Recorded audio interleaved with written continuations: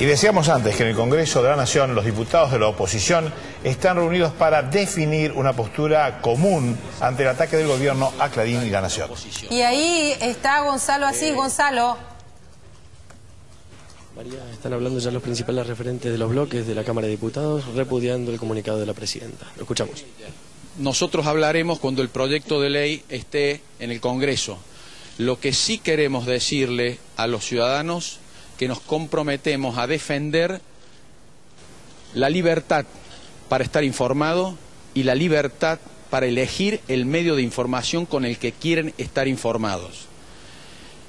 A mi juicio, representa casi un absurdo que el informe de la verdad, como lo llamó la presidenta, haya sido elaborado por el rey de la mentira, el secretario de Comercio Ricardo Moreno, que es el dueño de la falsificación de las estadísticas oficiales. Y la última reflexión que hago es que en estos 33 años de oscurantismo, según llamó la presidenta, 7 correspondieron a este gobierno. En ese sentido, les recomiendo a los argentinos que lean las declaraciones de Alberto Fernández, jefe de gabinete de este gobierno y miembro del directorio de Papel Prensa por varios años. Él dice, en síntesis, que esto se trata de una locura. ¿Qué opinan acerca del proyecto de ley que va a enviar la presidenta? Cuando venga el proyecto lo veremos y lo analizaremos. Solá, usted también vio el discurso de la presidenta, nos interesaría saber cuál es su opinión. A nosotros nos parece que al peronismo federal que encabezó acá, que la presidenta y el gobierno todo hace uso a su antojo de la cuestión de los derechos humanos y de la tragedia del terrorismo de Estado y la dictadura 76-83. Y 27 años después descubre que quienes eran sus amigos, o por lo menos la gente con la que se trabajaba y había que trabajar porque eran los medios, son cómplices, son cogenocidas, digamos. Y por supuesto la presidenta sabe que tiene límites. Uno de los límites es la oposición. Y la oposición estuvo hablando toda la semana pasada y se preparó para un ataque que consideraba absurdo y dirigido directamente a callar a quienes tienen potencia en la crítica. Porque sin potencia en la crítica no importa mucho la prensa. Si la presidenta nos contara también cuál es el origen exacto del grupo Spolsky, cómo hicieron ellos para generar que hubiera una fortuna allí alrededor de una gran cantidad de medios, como lo que estamos viendo. Si la presidenta le contara a todos cuánto ganan los del grupo 678 del programa de Canal 7, si la presidenta empezara a mostrar todo lo que han hecho ellos, entienden construir un aparato paralelo de alabanzas al propio gobierno, entonces estaríamos sí en la verdad. La verdad es mostrar todas las caras.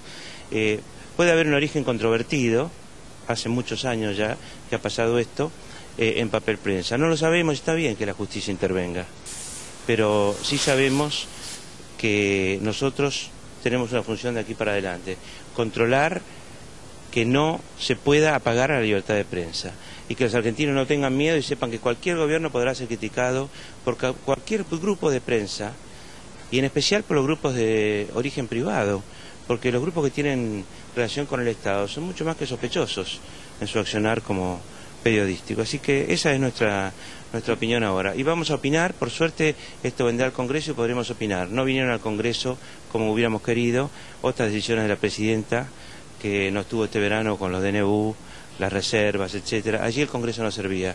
Ahora, como el Congreso está más fuerte, vuelve a servir.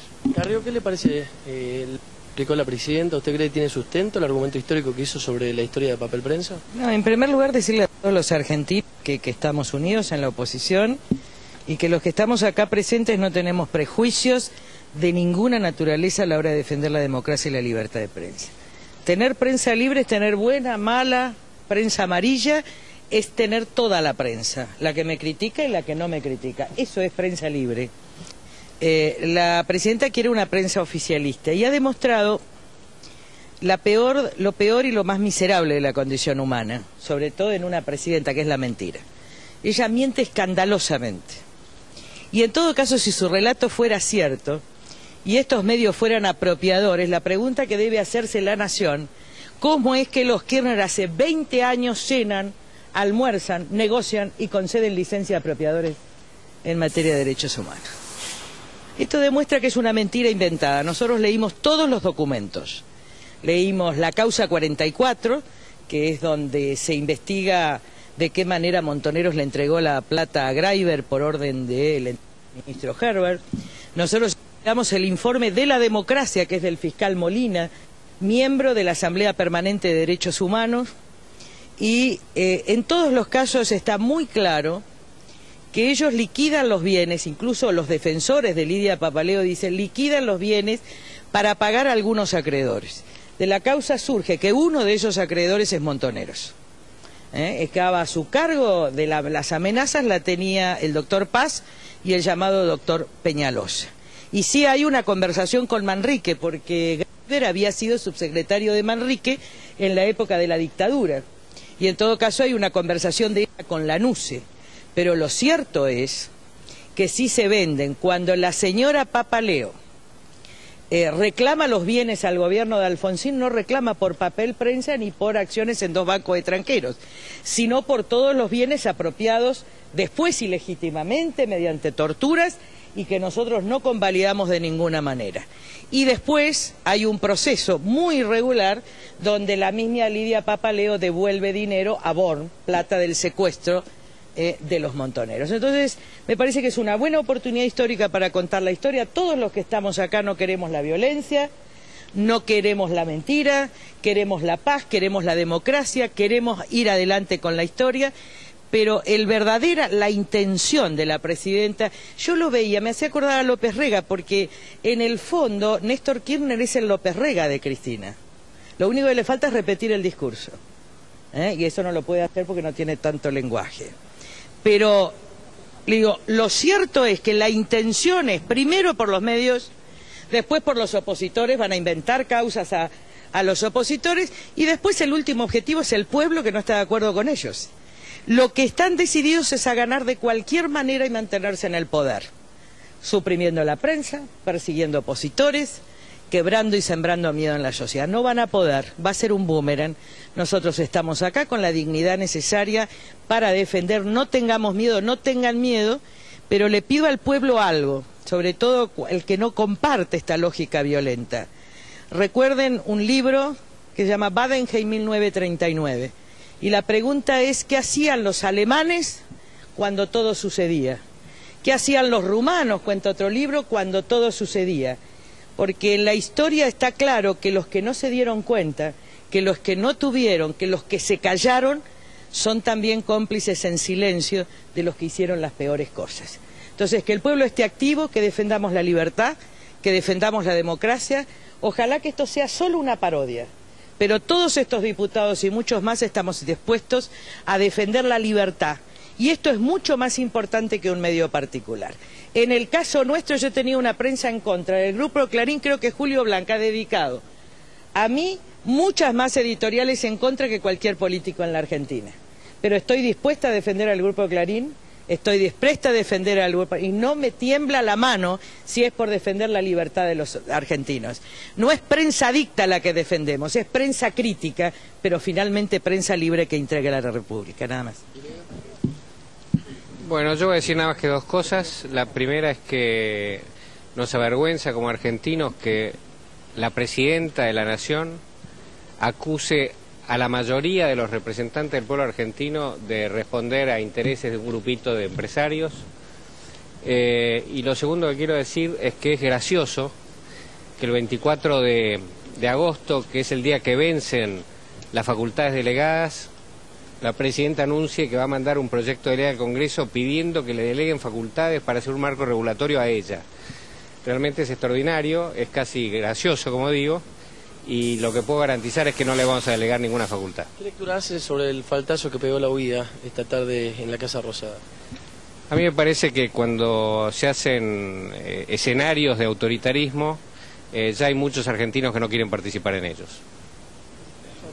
Bueno, así termina esta conferencia de prensa de los referentes de la oposición.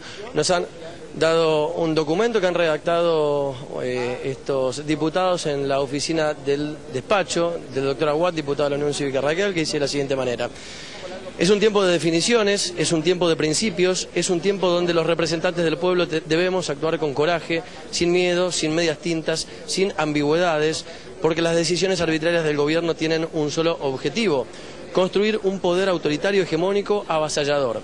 Quieren reducir la democracia a un límite que se hace irreconocible con un solo hiperpoder, el Ejecutivo.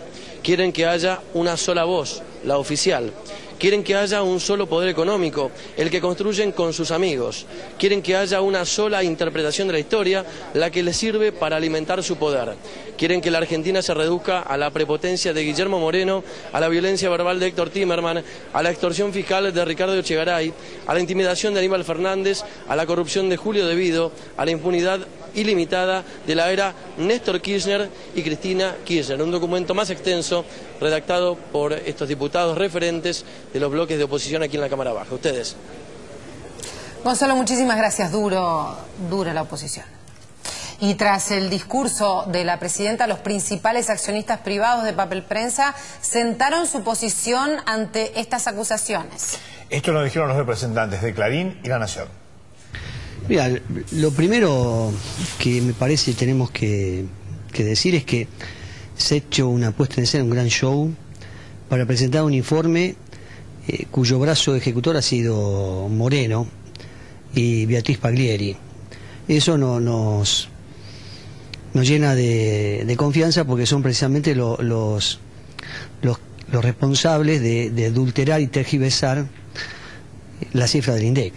Si hay algo que no ha tenido este informe, que pretende echar luz sobre un periodo crítico de la historia argentina, es que en lugar de haber tenido investigadores independientes y de haber trabajado con una comisión que le dé a esta investigación seguridad y confianza, le ha sido encomendado a dos funcionarios que están acusados y sospechados de hacer la mayor adulteración de cifras que se conoce en la historia de las estadísticas argentinas. No, yo creo que hay toda una historia tergiversada,